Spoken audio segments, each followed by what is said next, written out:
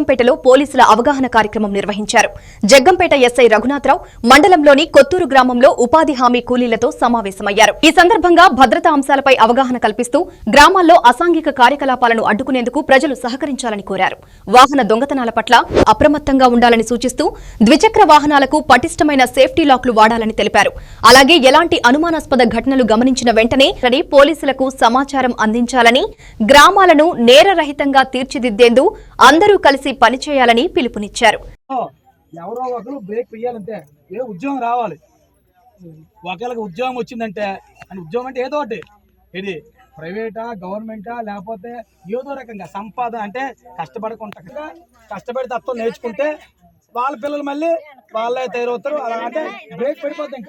ఇంకా ఒక కుటుంబంలో ఎప్పుడైతే ఒక కుర్రోడు చదవడం ఉద్యోగం సంపాదించడం చేసుకుంటే గవర్నమెంట్ జాబ్స్ చాలా పడుతున్నాయి, సచివాలయం జాబ్స్ రకరకాల జాబ్స్ పడుతున్నాయి. పెట్టినప్పుడు మనం బాధపడకూడదు. వాడికి 10 ఎకరాలు ఉంది కదా, వాడికి పెద్ద 4 అంతస్తు బిల్డింగ్ ఉంది కదా, మనం ఉండకూడదు.